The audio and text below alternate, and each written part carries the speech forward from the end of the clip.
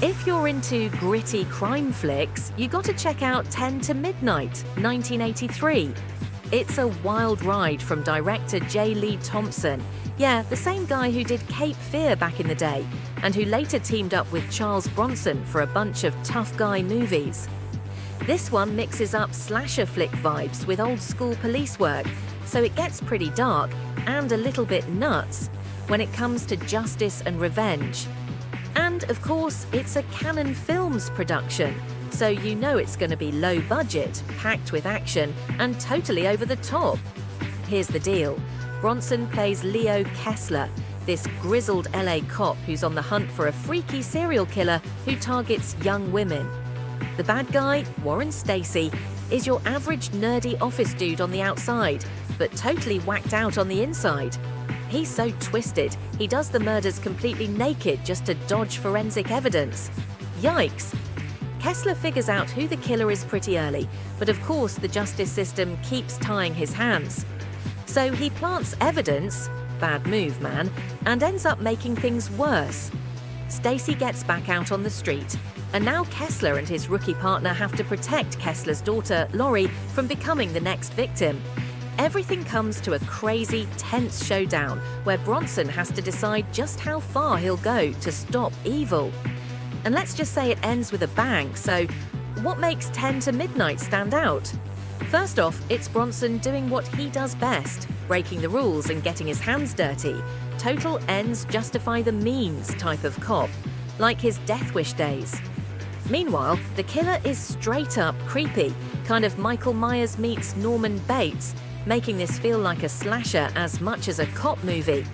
The movie doesn't really believe in happy endings or that the system works. It's all pretty nihilistic. Plus, the killer's nude rampages give the film this intense, uncomfortable edge. If you're into Cannon's brand of 80s macho vigilante stuff, you'll feel right at home. Some cool background. Bronson was 61 here, still kicking ass in his vigilante era. He worked a lot with Thompson in the 80s. The killer's style was inspired by real-life murderers like Ted Bundy, who could seem totally normal on the surface. The original title was Bloody Sunday, but they changed it to 10 to Midnight because, well, it sounded cooler, honestly. When it dropped, critics trashed it. Roger Ebert even gave it 0 stars. A scummy little sewer of a movie, ouch.